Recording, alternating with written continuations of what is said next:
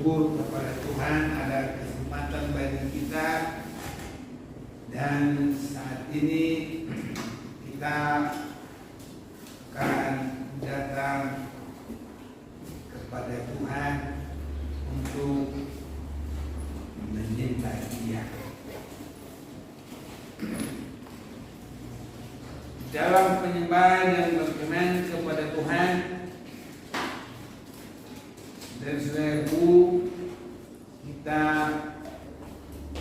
harus memperhatikan firman supaya doa penyembahan kita berpondasi firman Tuhan, sehingga kita boleh berkenan kepada Tuhan dan kita terhindar dari bukan semua orang yang bersungguh-sungguh Tuhan, tapi mendapat ditolak oleh Tuhan. Sebabnya kita harus memandang dan harus berpondasi kepada firman Tuhan. Kita mau membaca dulu firman Tuhan dalam 2 Tawarik pasal 15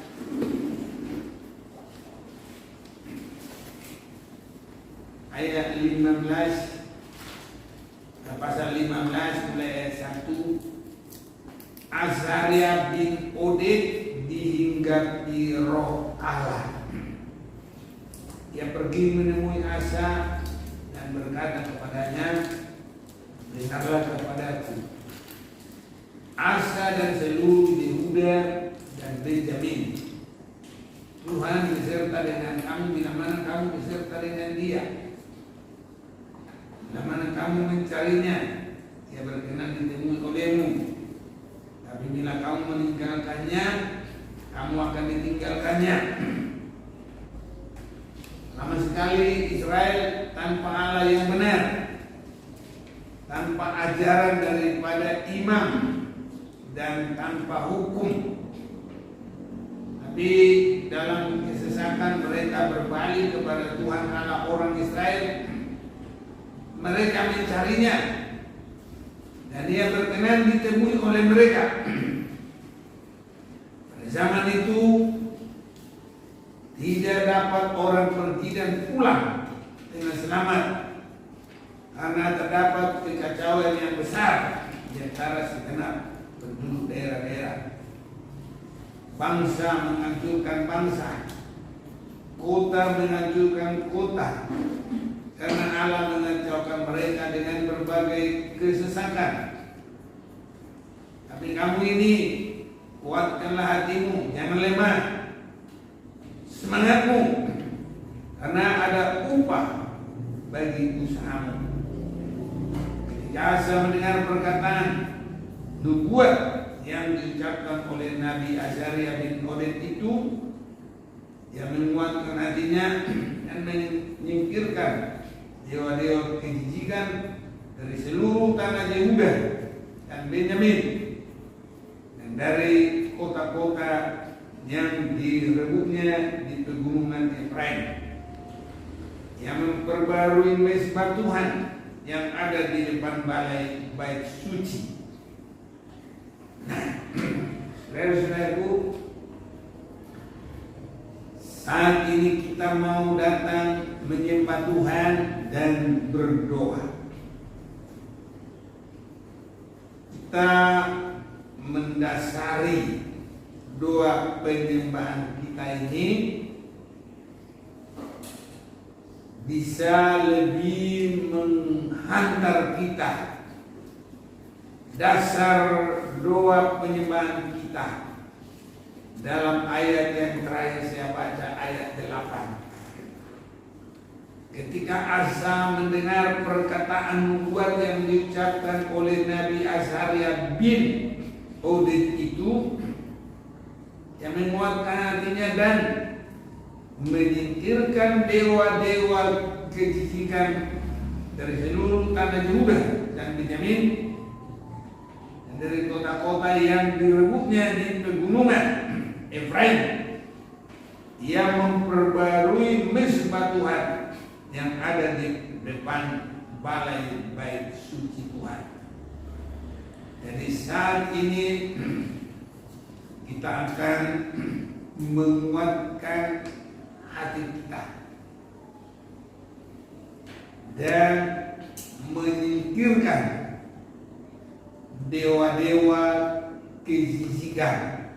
Biasanya dewa-dewa itu dipercaya dan diyakini bisa menolong, dan sebagai kewajiban mereka sembah dewa-dewa.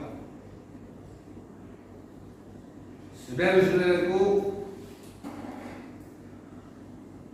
kita harus membuang dewa-dewa yang bukan Tuhan.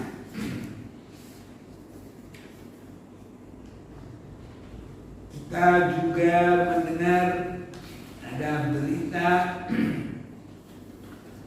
di dalam terjadinya banyak kesulitan di dunia ini, khususnya di India. Corona yang menghancurkan banyak orang.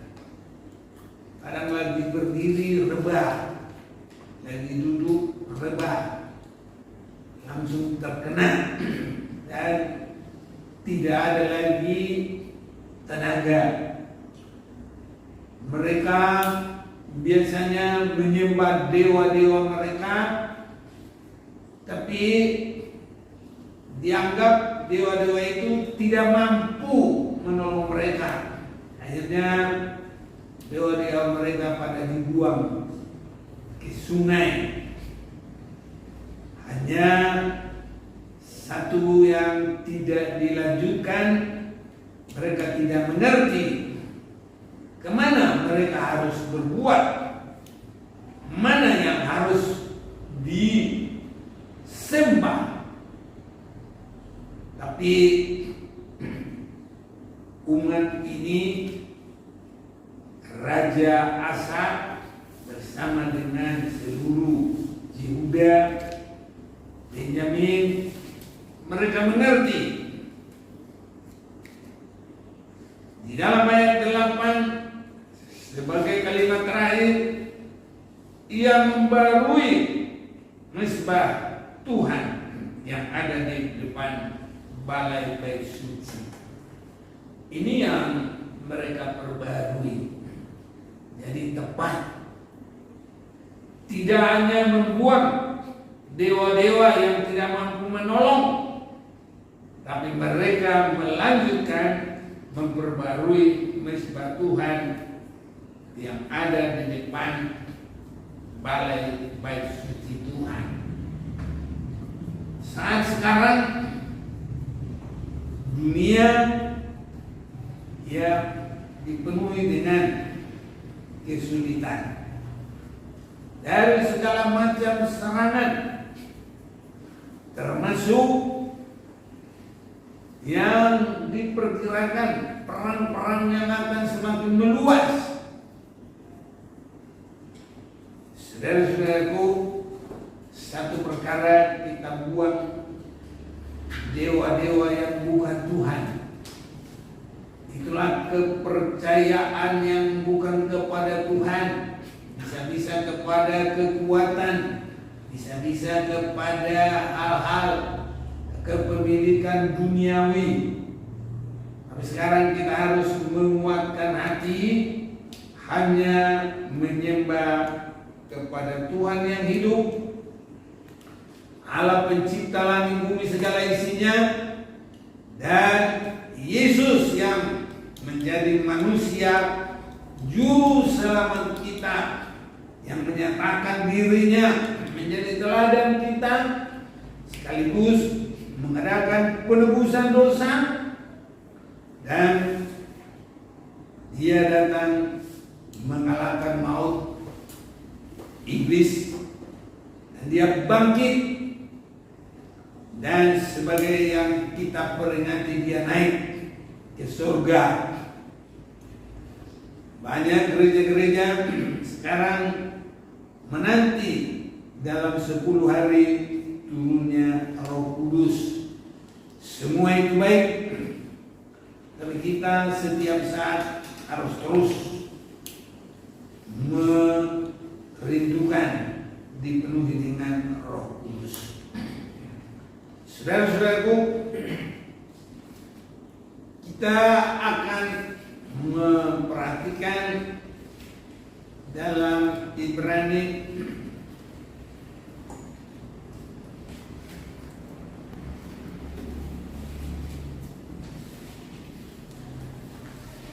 kitab Ibrani pasal yang ke-7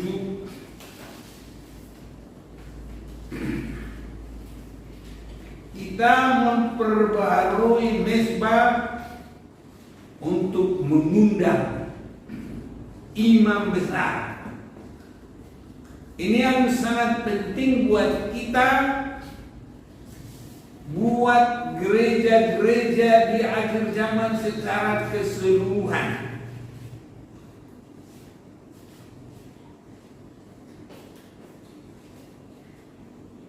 Saya baca saja lebih banyak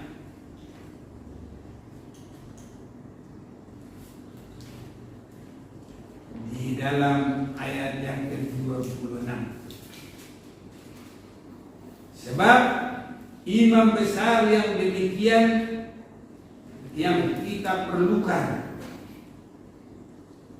yaitu yang saleh, tanpa salah, tanpa noda, yang terpisah dari orang-orang berdosa, dan lebih tinggi daripada tingkat-tingkat surga, yang tidak seperti imam-imam besar lain yang setiap hari harus mempersembahkan korban untuk dosanya sendiri,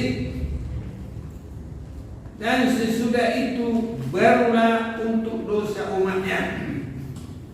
Sebab hal itu telah dilakukannya satu kali untuk selama-lamanya, ketika ia mempersembahkan dirinya sendiri sebagai korban. Sebab hukum Taurat menetapkan orang-orang yang diliputi kelemahan menjadi imam besar.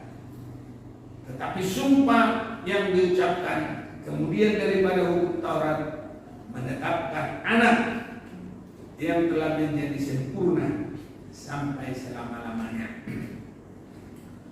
Saat sekarang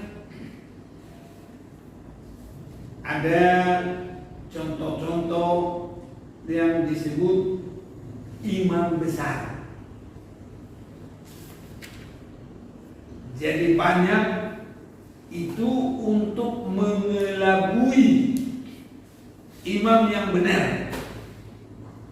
Tapi kita bersyukur kita boleh mengerti imam yang benar, yang menjadi imam kita, yang kita ikuti, yang kita yakini. Contoh-contoh imam-imam yang ada di bumi ini disebut imam-imam besar. Tetapi kita melihat hidupnya, bicaranya, ya, cara-cara tujuan hidupnya semua duniawi, bukan rohani. Ini saudara-saudara, ini itu juga disebut imam besar. Jadi tidak ada kita lihat kebenaran, kekudusan, jangankan di hadapan Tuhan, di mata manusia, di mata hukum. Jadi imam besar bisa dihukum, dipenjara. Ini saudaraku, apalagi di mata Tuhan. Nah, tingkatan yang kita lihat, ada imam besar menurut hukum Taurat. imam besar menurut hukum Taurat, kita boleh melihat juga dalam firman ini, menurut hukum Taurat dia membawa persembahan bukan yang benar-benar masuk menggenapi tuntutan keinginan Allah.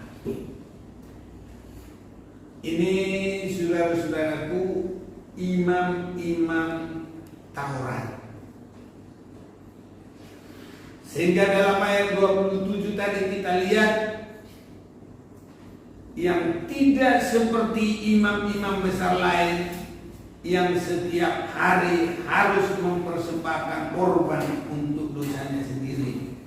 Ini imam-imam Taurat. Jadi imam itu sendiri membawa korban untuk menebus dosanya sendiri. Ini sudah meningkat dari imam besar yang tadi tidak ada kebenaran kekudusan sampai di mata manusia di dalam hukum dunia pun. Tapi ini imam Taurat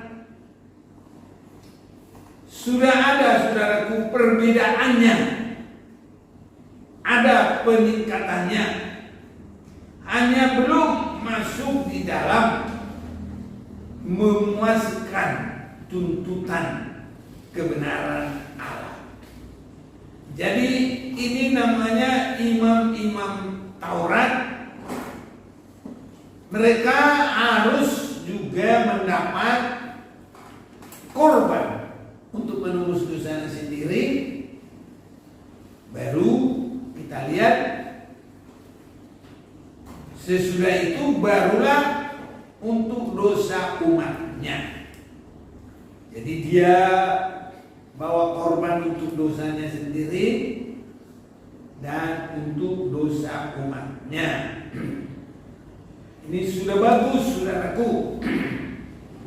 Tapi di tingkat itu ada yang lebih luar biasa. Sebab hal itu telah dilakukannya satu kali untuk selama-lamanya, ketika ia mempersembahkan dirinya sendiri sebagai korban. Inilah Yesus Kristus yang tidak membawa korban untuk dirinya sendiri karena dia tidak pernah berbuat dosa. Itu imam besar kita. Jadi ini harus menjadi imam kita.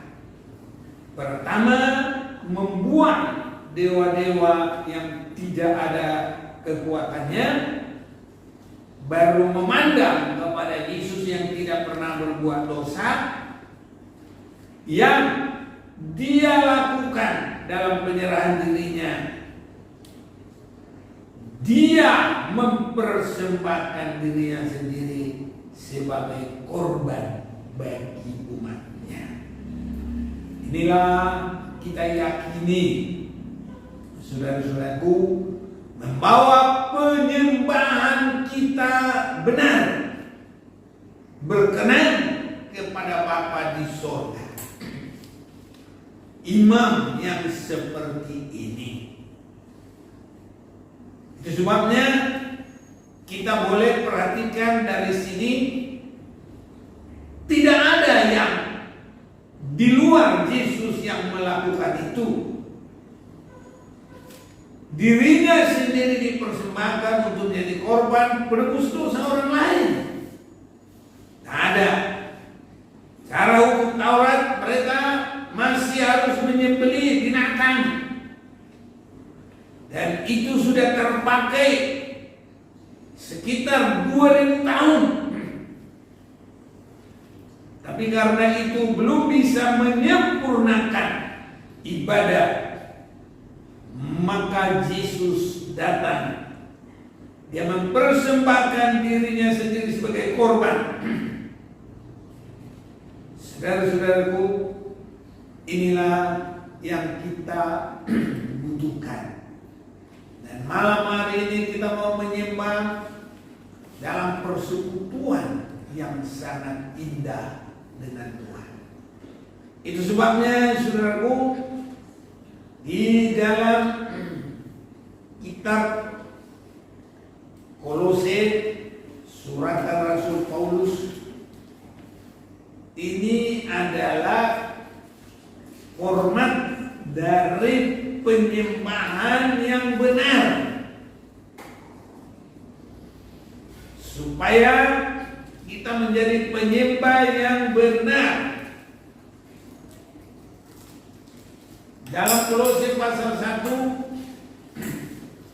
ayat yang pertama sampai dengan 19, ini menunjukkan keberadaan Yesus. Dia adalah yang terutama, yang sulung, lebih utama dari segala yang diciptakan. Nah, oleh sebab Dia segala sesuatu telah tercipta. Itulah sewaktu posisi Yesus belum manusia, sebagai apa Dia? Firman. Sebabnya pada mulanya adalah firman. Firman itu bersama-sama dengan Allah, dan firman itu adalah Allah. Segala sesuatu diciptakan oleh Dia, dan tanpa Dia tidak ada yang jadi. Itu Yohanes 1 ayat 1 sampai 3. Nah, itulah posisinya. Segala sesuatu jadi karena firman. Dan disebut dalam Kolose ini pasal 1 ayat 19, ayat 1 sampai 19, itu menunjukkan posisi Yesus. Ayat 17 baca dulu, Ia ada terlebih dahulu dari segala sesuatu, dan segala sesuatu ada di dalam Dia. Ialah kepala tubuh, yaitu jemaat. Ialah yang sulung yang pertama bangkit dari antara orang mati, sehingga Ia yang lebih utama dalam segala sesuatu. Karena seluruh kepenuhan Allah berkenan diam di dalam Dia. Inilah memperkenalkan Yesus bagi kita sebagai imam besar kita. Tapi Dia rela mengorbankan dirinya. Dan inilah pekerjaannya ayat 20. Dan oleh Dialah Ia memperdamaikan segala sesuatu dengan dirinya, baik yang ada di bumi maupun yang ada di surga, sesudah Ia mengadakan perdamaian oleh darah salib Kristus. Inilah korban bagi kita. Tadi imam yang tidak ada kebenaran, baik di mata hukum, baik di mata dunia. Baru ada imam secara hukum Taurat, dan ada lagi imam yang menyerahkan dirinya, yang tidak perlu korban bagi dirinya. Itulah imam yang terakhir, yang dibutuhkan oleh semua dunia, dan yang oleh Dia semua boleh masuk kepada hidup yang kekal, siapa yang mau hidup benar. Itu sebabnya dalam Yohanes 14 ayat yang ke-6, Yesus berkata, Akulah jalan kebenaran dan hidup, tidak ada seorang yang sampai kepada Bapa tanpa melalui Aku. Itu kata Yesus. Dan di dalam Rasul 4 ayat 12, maka di bawah kolong langit ini tidak ada lagi nama lain yang diberikan kepada manusia yang di dalamnya kita selamat, tapi hanya ada dalam nama Yesus Kristus. Karena Dia imam besar kita, Dialah yang memperdamaikan segala sesuatu dengan dirinya, baik yang ada di bumi maupun yang ada di surga, sesudah Ia mengadakan perdamaian oleh darah salib Kristus. Saudara-saudaraku, maka penyembahan kita. Harus ada di dalam pengalaman ini, baru penyembahan yang benar. Juga kamu yang dahulu hidup jauh dari Allah dan yang memusuhinya dalam hati dan pikiran seperti yang nyata dari perbuatanmu yang jahat. Nah ini dewa-dewa, apa-apa yang kita yakini, apa-apa yang kepadanya kita berharap dibuat, sekarang diperdamaikannya di dalam tubuh Yesus Kristus jasmani, tubuh jasmani Kristus oleh kematiannya untuk menempatkan kamu kudus dan tidak bercela dan tidak bercacat di hadapannya. Ini Yesus yang tanpa korban untuk dosanya, tapi korbannya langsung untuk kita. Sebab itu kamu harus bertekun dalam iman, tetap teguh dan tidak bergoncang. Jangan mau digeser dari pengharapan Injil yang telah kamu dengar dan yang telah dikabarkan di seluruh alam di bawah langit, dan yang aku ini Paulus telah menjadi pelayannya.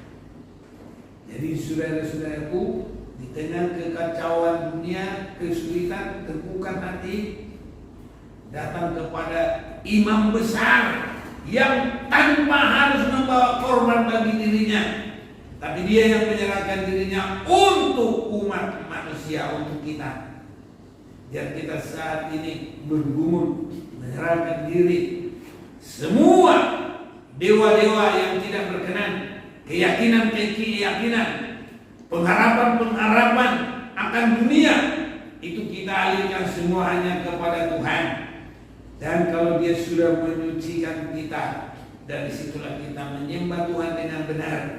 Penyembahan kita berkenan kepada Tuhan, dan doa-doa kita boleh berkenan kepadanya. Mari kita menyembah Tuhan.